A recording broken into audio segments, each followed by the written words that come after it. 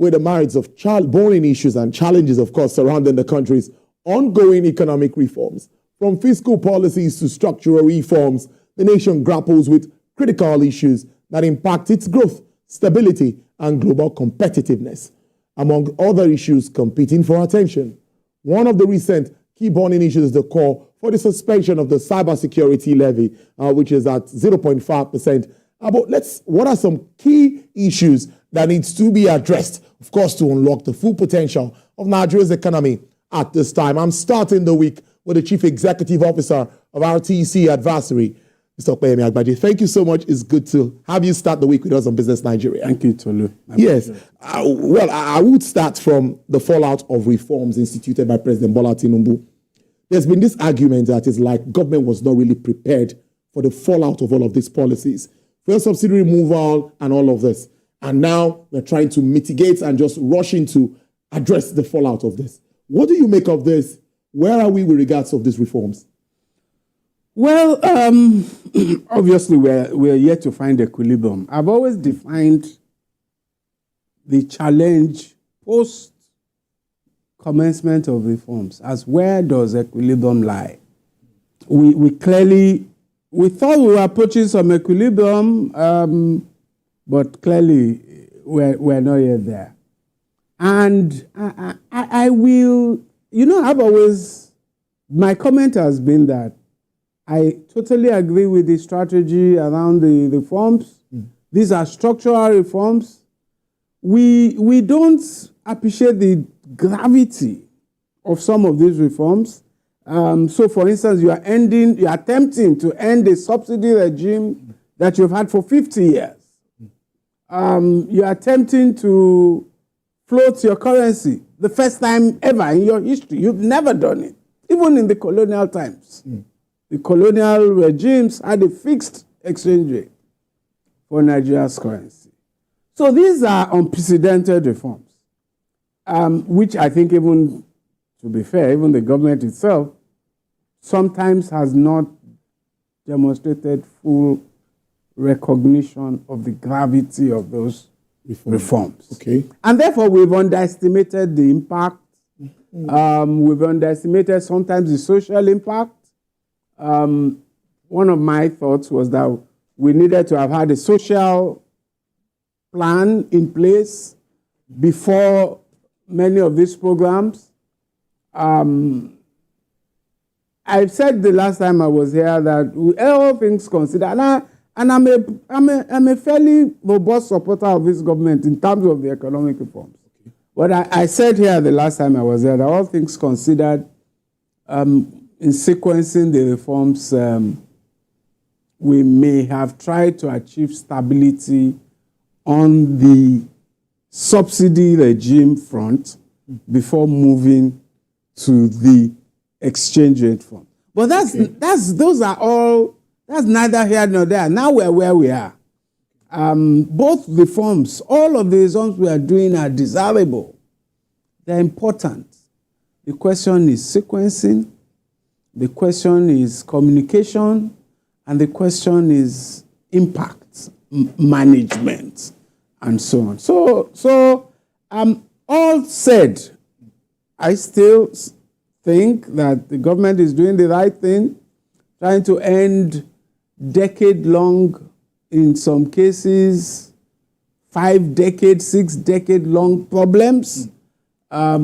We should not underestimate the scale of the challenge. We may try to be as positive as we can, as analysts and as citizens. But, of course, the government, I insist, should focus both on the strategy it's trying to implement and on the tactical implications on a day-to-day basis. I think it's on the side of the tactical implications on a day-to-day basis that we have challenges. So you mentioned the Cybersecurity Act. So we have to calibrate taxation. We have to calibrate what can society absorb at each point in time. Indeed, what should society absorb at each point in time? We have to. So it's all of this tactical calibration, particularly social impact, communication that we have to do some more work on. I want to stay a bit on the tax that you mentioned now. I know the Taiwo Idele-led committee is working on how to revamp fiscal reforms and all of it. But the way it's coming, Nigerians will talk about purchasing power. Now electricity tariff, we know what's happening with Band A. Labour is protesting as we speak here. NERC and distribution companies. That's on one side. And of course, what will all of this have the impact on inflation? If eventually government increases minimum wage, what will be the fallout? So when we talk about this calibration, this tactical coordination, yes. That's a very good example. I don't believe it's Taiwo Oyedele's committee that came up with cyber security tax. I do not believe. Taiwo Oyedele has been communicating his committee's work. They issued an interim report. They keep us updated. They're very conscious of the social ramifications of taxation. And I have confidence in Taiwo Oyedele and his team up to the FRS. They seem to understand their challenge. So this is not something that came from that place. So this is an issue of policy coordination. Yes. It's not something also that came from the Minister of Finance, who is the head of the fiscal team. This appears to have happened between the Office of the National Security Advisor and the Central Bank. That's I'm gathering from media, but those are the sources to which. And I think that I'm not even sure it's in the interest of government to have a levy introduced in an economy that is mandated to be controlled to be collected by CBN tells banks collect this levy and then they remit it, CBN remits it, or whoever remits it to the National Security Advisor. That does not seem to me to be within the realms of fiscal policy, within the realms of tax policy. It seems to be creating almost, in my view, an autonomous government in the Office of the National Security Advisor. Is that within the budget? Is that figure that you designed, that levy you designed in that structure, going to be in the budget? Is the Minister of Finance going to put it in it? So I'm a bit worried about those kind of developments. Everybody, let's take a break. When we come back, we'll continue this conversation.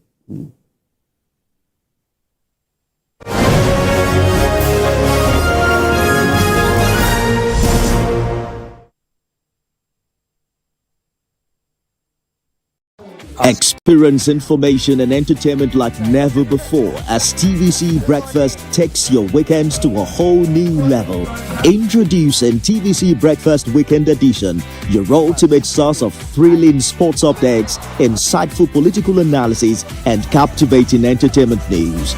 Stay in the know with what's trending, catch up with the latest in sports, and immerse yourself in the latest buzz from the world of music and movies. Your weekends are no longer just days off, but moments packed with knowledge, excitement, and enjoyment. TVC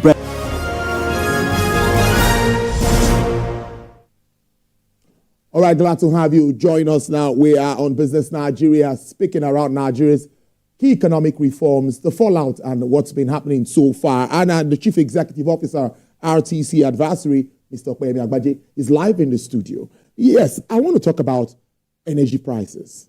It seems to be a global issue, but the impact on us here seems to be on the other side. Diesel, we see Dangote trying to come in and all of that.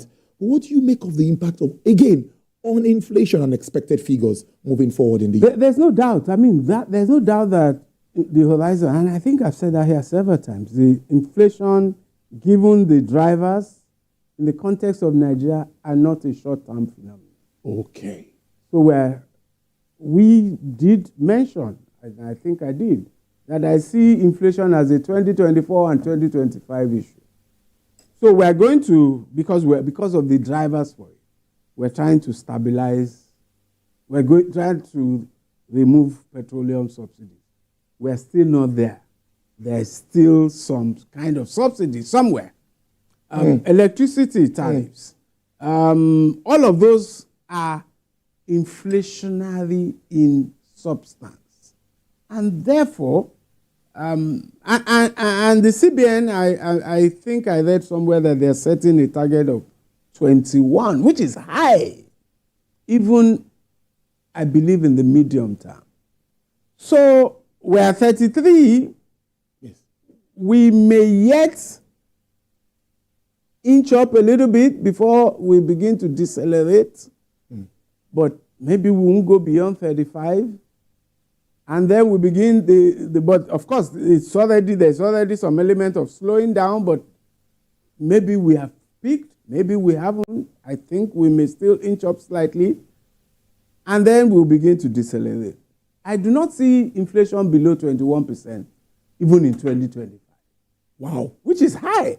Yes, it is. So the point I'm making is that anybody doing a macroeconomic planning anywhere in Nigeria may assume relatively high inflation in 2024 and 2025. Maybe 2025 not as high as 2024, but by historical standards and by the levels of desired inflation in an economy, still very high in 2025.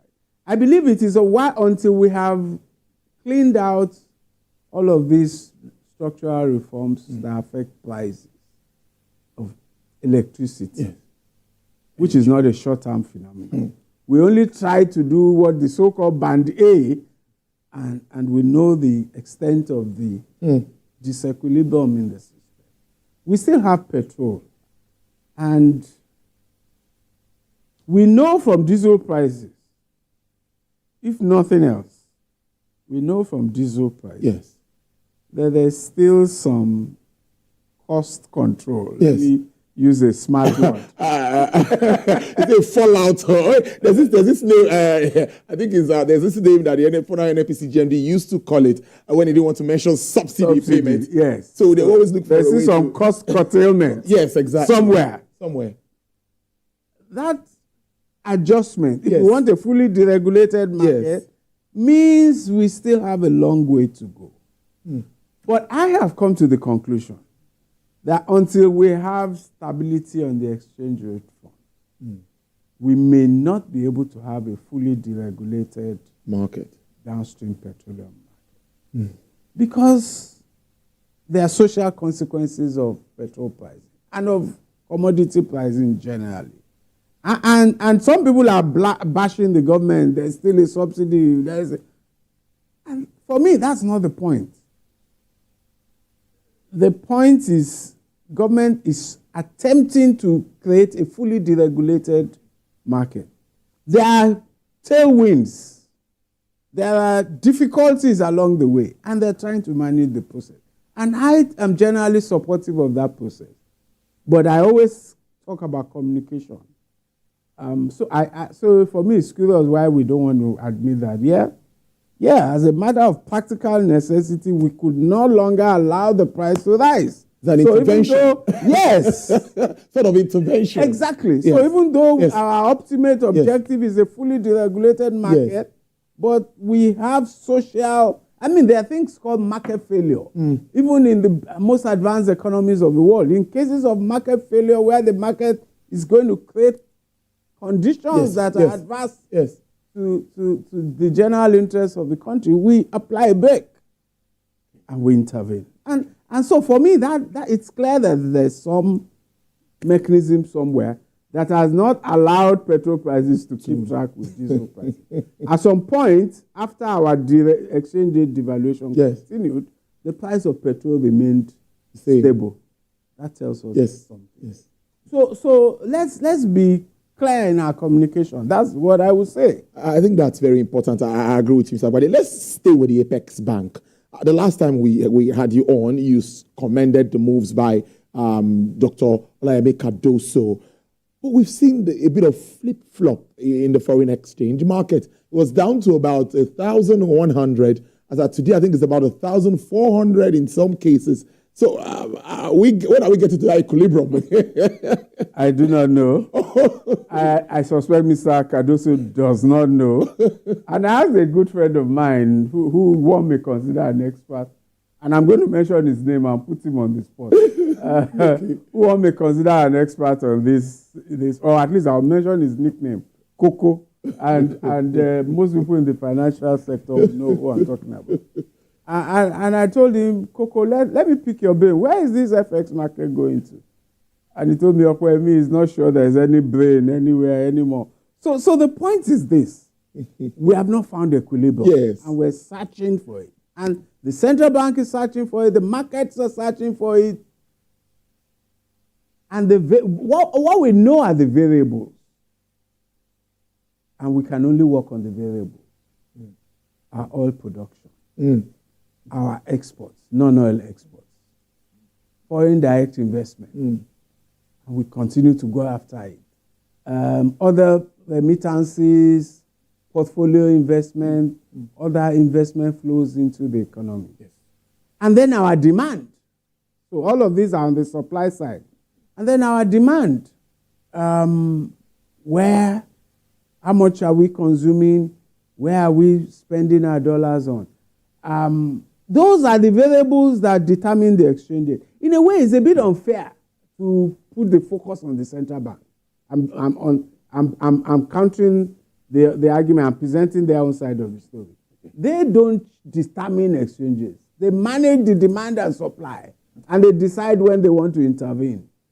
We determine the exchange rate by our consumption patterns, by our production, by the things we export, by our ability to produce and export. So in a way, we're deceiving ourselves, actually. All the economic actors in Nigeria by the central bank, give us a good exchange rate. No.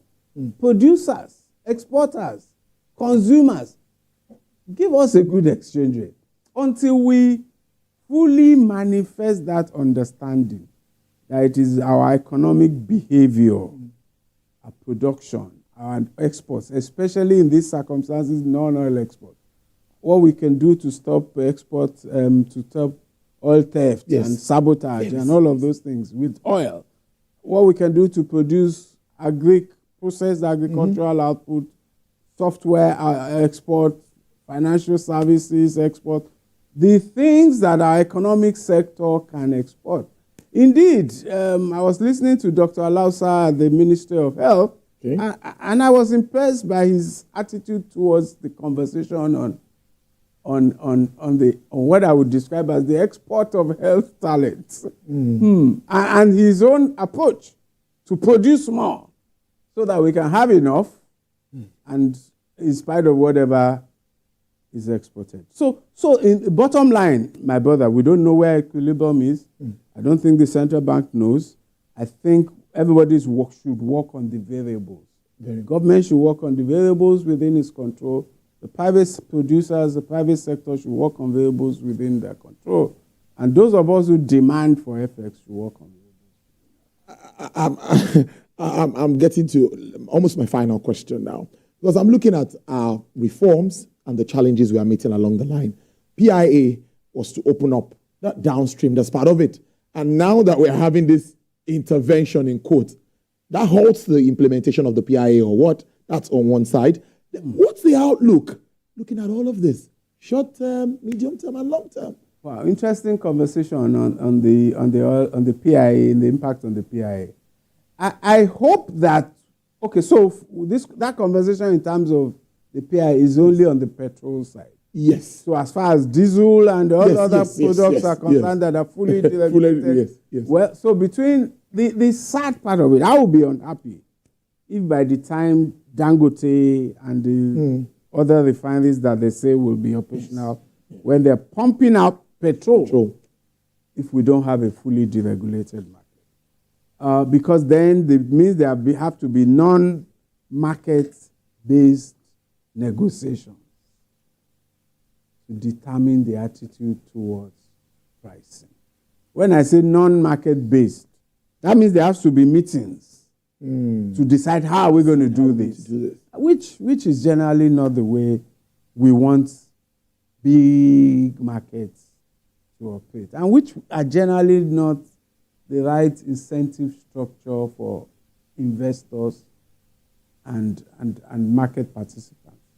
So I hope that we find some stability, which in the near term, so that we can have a fully deregulated market by the time private producers are entering the market for that. In terms of the outlook for the medium term, short term, there are some, let me focus on some positives. There are some positives that suggest that in spite of all our challenges, we're making some progress. Yes. We saw some GDP growth, slight uptake due to oil production increases in the last quarter. We had a ratings upgrade from the ratings agencies, Fitch and Co., from stable to positive. That means markets are recognizing some of the positives of our structural reform efforts. Portfolio investments are rising, which gave the central bank governor some optimism about the level of autonomous FX inflows that are coming into the economy. I think production generally, output may be on an increasing trend. Even the FX scenario, at least we're oscillating. We went down to 1,100, yes. We've gone back up. So there's some search for equilibrium. The negatives, we're not paying sufficient attention. But now we have been forced to the social scenario. We're not communicating the reforms well.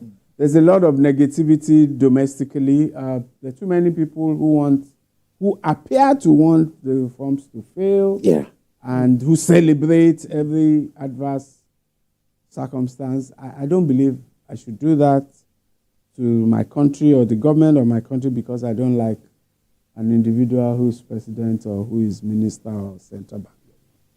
So those, and then, of course, the tactical implementation of reforms have to be more disciplined. I found the announcement of cyber tax in particular very insensitive and almost a very cavalier attitude to government. So those will be my balanced scorecard. In terms of medium term, I remain positive. I think we must sustain the reforms. I think we're on the right track. And if we do get some good luck, we need some good luck in terms of investment. And I suspect people in government know we need some good luck in terms of investment. So that's why they are sometimes over-enthusiastic in announcing this investment thing. But that's where the change can actually come from. If we then have a flow of investment, new investment, autonomous dollar investment, that bring in fresh inflow of dollars into it. William Somos, thank you so much. It's interesting starting the week with you.